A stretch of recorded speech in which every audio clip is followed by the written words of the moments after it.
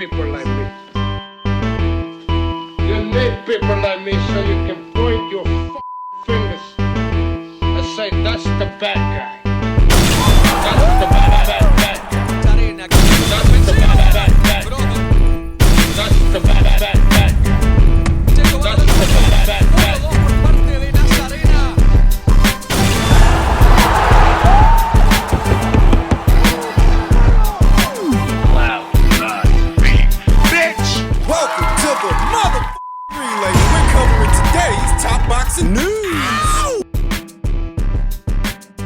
Okay, we'll start with this. It appears that unified super bantamweight champion Ellie Scotney has some fight news incoming. She took to her social media with a caption that reads, "It's been a little quiet lately, but fight news is coming." Who do you think she's fighting? I think the two likeliest candidates for Ellie's next fight have to be either WBC champion, long-reigning WBC champion Yemi Mercado, or Ellie's mandatory challenger via one of the belts she holds, New Zealand's own Mia Motu. Unbeaten up-and-comer that's flying a little low on the radar, but has a lot of fights, a lot of rounds in the bank, a lot of experience. So it's not a secret that Ellie Scotney and Matchroom jointly aspire to see her crowned as this division's undisputed champion. That's what they want to do. That's the focus of their efforts in this division, on the premise that she ends up fighting Yemi Mercado in either her next fight or the one after that. Just that undisputed conversation. There are 3 champions at this weight. Ellie Scotney is just one among them. The other is Yemi Mercado, and yet another is newly crowned WBA champion Nazarena Romero, who was crowned WBA champion this past weekend opposite the ring Paulette Valenzuela, who she stopped in the 10th round. Who does Ellie stand a better chance of beating? So you could give Ellie Scotney reasonable odds to beat the 2 remaining champions at this weight because she is that good. She's proven enough already that you could give her good odds to beat Yemi and you could give her good odds to beat Nazarena. But one of these fighters is actually more of a threat to Ellie Scotney than the other. One of them. Catford. When I think about a Scotney versus Mercado fight, Yemi Mercado, Yemi is a lot more experienced than Ellie Scotney in every facet. She has a lot more fights, a lot more rounds in the bank against better fighters than the fighters that Ellie Scotney has fought. Not saying a lot because Ellie's got a good resume. Yemi's resume is just better. Yemi's won some fights and she's lost some fights, but overall it rounds her out. It rounds her out as a fighter, adds to her experience level, what makes her formidable. You can forget about Ellie Scotney knocking out Yemi Mercado. That's not happening. If Amanda Serrano at 126, Amanda Serrano, one of the biggest punchers in the sport, if she couldn't knock out Yemi at 126, Ellie's not knocking her out at 122, and Ellie's nowhere near as big a puncher as Amanda. Ellie doesn't knock her out, but she does outpoint her. I would go with Ellie Scotney to outpoint Yemi Mercado comfortably. The reason for it, even though Ellie is perhaps not as durable or battle-tested as Yemi, physically, I don't think she can take as much punishment as Yemi can. She is faster, more agile, more athletic, quicker to the draw. Catford. She's a better boxer. I think she's a better boxer than Yemi Mercado in terms of fundamentals, nuts and bolts boxing, and I think she's more malleable. What's that? She's more adaptable. She has more ways of fighting a fight, and I think she would figure Yemi Mercado out when a points decision. I don't think Yemi's the most dangerous unification match for Ellie. I think Nazarena is the most dangerous unification match. Oddly enough, Nazarena is the least experienced of the 3 champions at this weight. She's less experienced than Yemi and less experienced than Ellie, but she's the fight I think is the more dangerous fight for Ellie. How does that work? I don't think she's as good a boxer as Ellie in terms of nuts and bolts boxing and fundamentals. I don't think she's as malleable as Ellie either, but I do think she's the better physical specimen, that she is stronger, noticeably stronger, a lot more explosive. If Ellie tries to get aggressive with Nazarena, like Paulette Valenzuela did this past weekend, well, you saw how that worked out for Paulette. Nazarena really is more brawler than boxer, but this past weekend she showed some ability to box on the back foot, set up counters, walk the opponent into punches. If Ellie gets aggressive with Nazarena, that could happen to Ellie. She could end up like Paulette. If she takes an aggressive approach, if she takes a more defensive approach, tries to hang back, Tries to box. she'll need to get Nazarena's respect. She'll need to get it because if she doesn't, there won't be much to stop Nazarena from coming forward and letting punches go. And Nazarena, punch for punch, is a bigger puncher than Ellie Scotney. It goes without saying. That's what she's got. She's got explosiveness. She's got power. Boxing is funny like that, boxing math, that Nazarena, maybe she's not as good a boxer as Ellie Scotney, but as a physical specimen, she's tough. She's strong. You don't want to sit in the pocket and trade with her. You don't want to sell out and do that because that's what she wants. She lives in the pocket. How does Ellie beat her? Ellie's best bet to beat somebody like Nazarena is to constantly make in-fight adjustments, adapt in real time.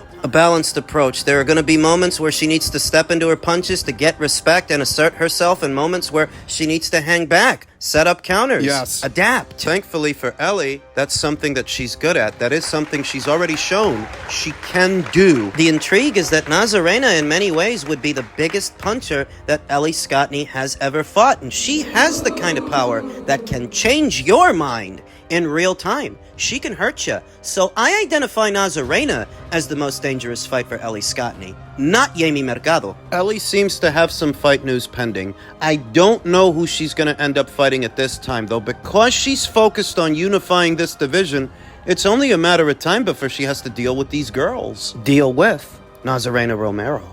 In men's welterweight news, Brian Norman Jr.'s father and trainer, Brian Norman Sr., has said they are now very close to a deal to fight Jaron Ennis in an IBF and WBO welterweight world title unification fight for November 9th in Philadelphia. We want this fight to happen. Ennis wants this fight to happen. The welterweight division needs for this fight to happen, and we're going to make it happen as per Brunch Boxing. Before we even get into the fight and what it might look like, credit to both the fighters and their teams for pushing for this to happen, if they are in fact pushing for this to happen, as this is what the American boxing scene sorely needs. Fighters who are willing to fight, fighters who are willing to roll the dice, unbeaten fighters, unbeaten champions like Brian Norman and Jaron Ennis. The Mayweather era spawned a generation of fighters in its wake that are very cautious and very careful, and that doesn't lend itself towards the appeal of American boxing, a market where the audience seems to be shrinking even though it's flourishing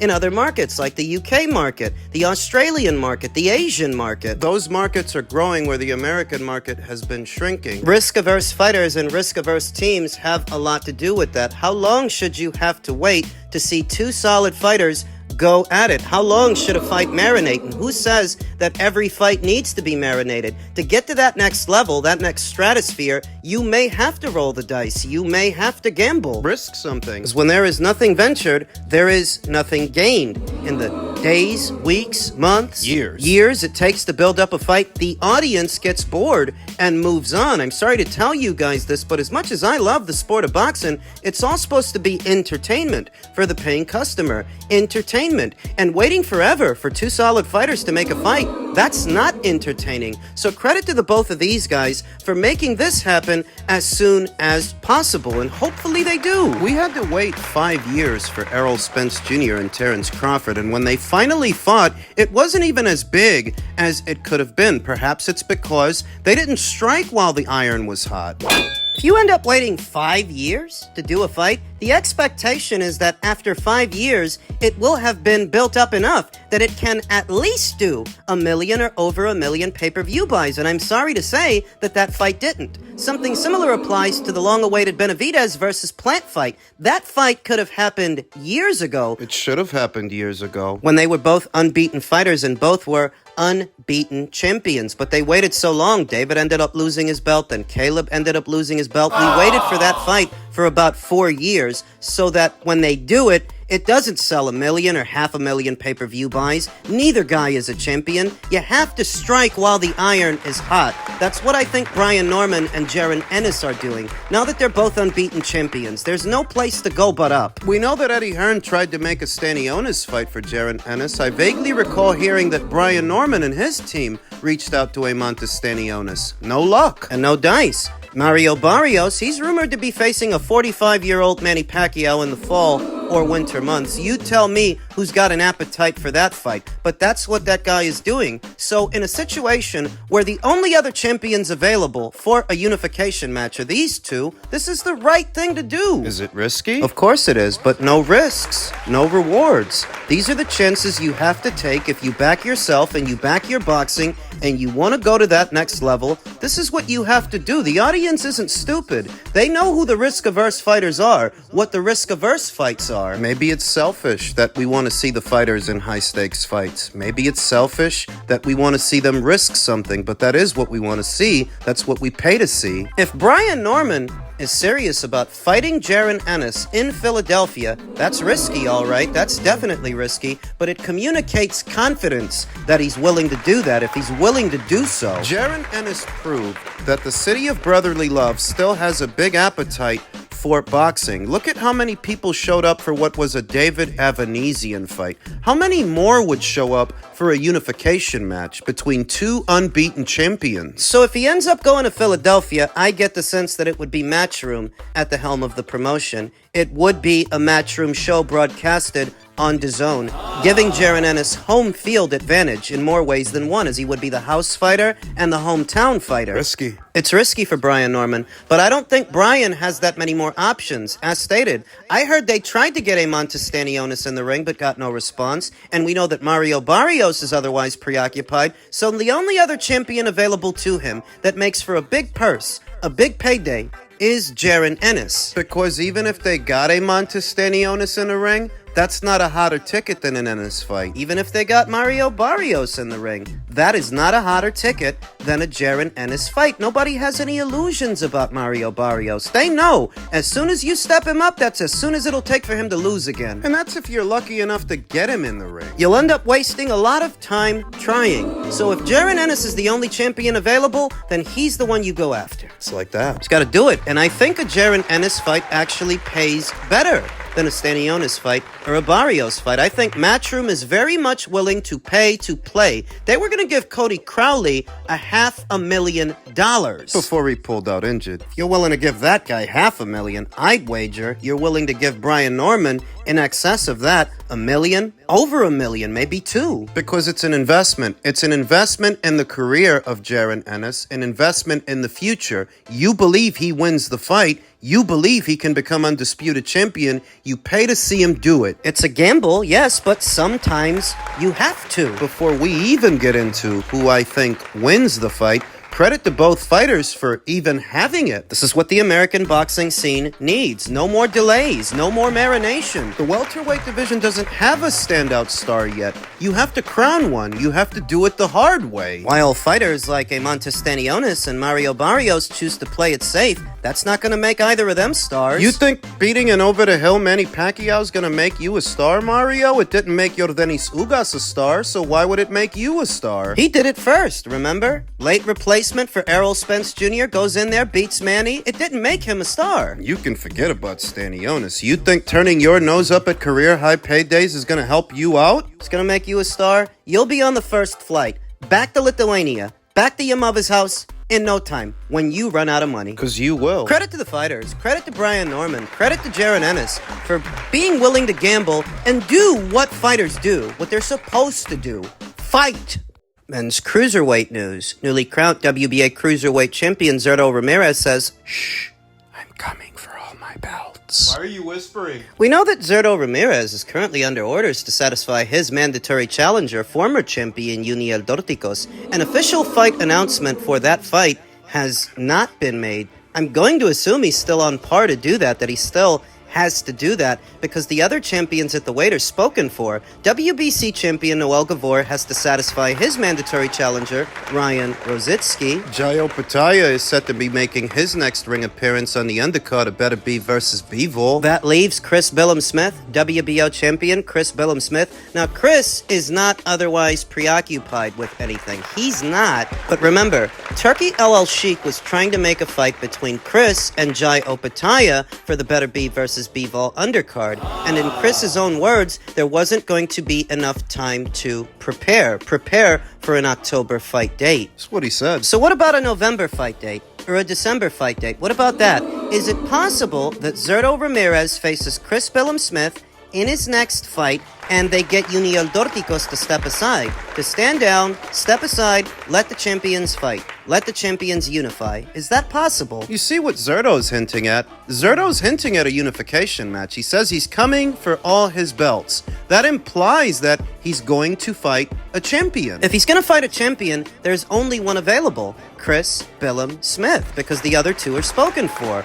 Noel Gavor is spoken for, Jayo Pataya is spoken for. So on the premise that Zurdo is going to fight Chris Billum Smith in his next fight, what are his chances? What are the odds that he beats Chris Billum Smith, a bona fide cruiserweight who's only ever been a cruiserweight? Unlike Zurdo Ramirez, Chris didn't move up to cruiserweight. He was already there. He's a full-fledged cruiserweight. I think Zurdo can beat him.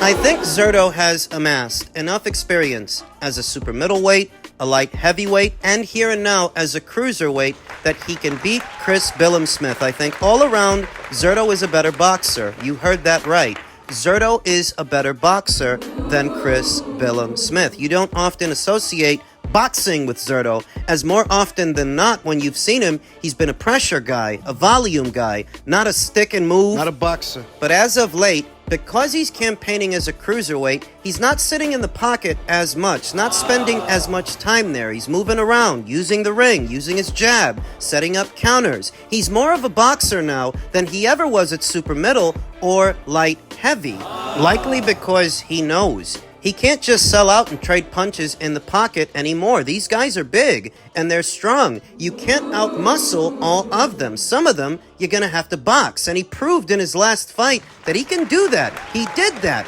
with then unbeaten cruiserweight WBA champion Arsene Goulamarian. I think he would do to Chris Billum Smith what he did to Arsene. He would out-hustle him. The edge in strength. I'd give the edge in power, punching power, to Chris Billum Smith. I think punch for punch, he packs a bigger punch than Zurdo Ramirez. I think he might even be a little bit more durable than Zurdo Ramirez too, that he takes a better punch than Zurdo. Chris has got a chin, but then again, so does Zurdo. However, Chris is more used to dealing with cruiserweight power than Zurdo is. Chris has only ever been a cruiserweight and has only ever fought other cruiserweights. So I think he might be a little bit more durable than Zurdo. Though not faster, not having faster hands or faster feet. I think speed would go to Zurdo, agility would go to Zurdo. Experience would go to Zurdo Ramirez. Zurdo might even have a better engine than Chris Billum Smith. He might, because he's not as muscular as Chris Billum Smith. He doesn't have that musculature.